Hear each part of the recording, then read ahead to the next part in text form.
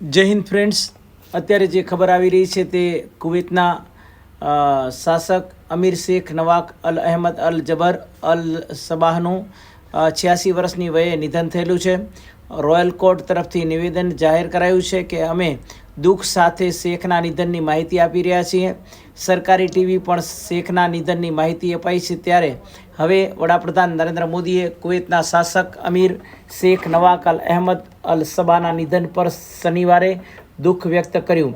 વડાપ્રધાન મોદીએ કહ્યું કે શેખ નવાકના દુર્ભાગ્યપૂર્ણ નિધન અંગે જાણીને દુઃખ થયું અને અમે શાહી પરિવાર અને કુવૈતના લોકો પ્રત્યે સંવેદના વ્યક્ત કરીએ છીએ અને આ સાથે સરકારે રવિવારે એક દિવસના રાજકીય શોકનું એલાન કર્યું છે. આ દરમિયાન રાષ્ટ્રીય ધ્વજ અડધો ઝૂકેલો રહેશે અને આ ગૃહ મંત્રાલયે જણાવ્યું છે કે અમીર શેખના સન્માનમાં ભારત સરકારે નિર્ણય લીધો છે કે 17 ડિસેમ્બરે એક દિવસનો શોક હશે અને આખા ભારતમાં તે તમામ બિલ્ડિંગ પર રાષ્ટ્રીય ધ્વજ અડધો ઝૂકેલો રહેશે, જ્યાં રાષ્ટ્રીય ધ્વજ નિયમિત રીતે લહેરાવવામાં આવે છે.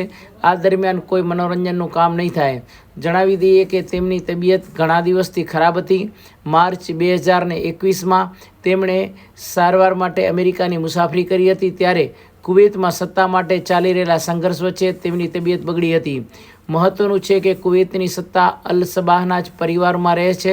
શેખ નવાકને 2006માં ક્રાઉન પ્રિન્સ જાહેર કરાયા હતા અને તેમના પિતરાઈ ભાઈ શેખ સબાહ અલ અહેમદ અલ સબાહને તેમના ક્રાઉન પ્રિન્સ જાહેર કરાયા હતા. 2020માં શેખ સબાહ અલ અહેમદ સબાહના નિધન બાદ શેખ નવાક અમીર બન્યા અને શેખ સબાહને રણનીતિ અને શાંતિ સ્થાપવા માટે ઓળખવામાં આવતા હતા.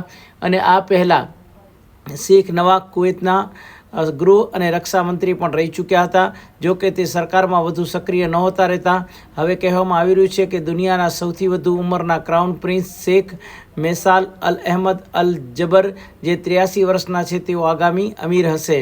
જણાવી દઈએ કે કુવૈત દુનિયાનો છઠ્ઠો સૌથી મોટો તેલ ભંડાર છે અને ખાડી યુદ્ધમાં સદ્દામ હુસેનની ઇરાકી સેનાને બહાર કર્યા બાદ કુવૈત અને અમેરિકાની મિત્રતા રહી છે અને કતારમાં 1,35,000થી વધુ અમેરિકન સૈનિકો છે. ત્યાં કને 13,500થી વધુ અમેરિકન સૈનિક છે અને મધ્ય પૂર્વ એશિયામાં અમેરિકાનો દબદબો છે તો તે કુવૈતના કારણે છે. તો આવી રીતે આ એક જે ન્યૂઝ હતા મેં તમારી સમક્ષ રજૂ કર્યા. તો આ રીતે ચેનલને સબસ્ક્રાઈબ, લાઇક અને શેર કરો. જય હિન્દ.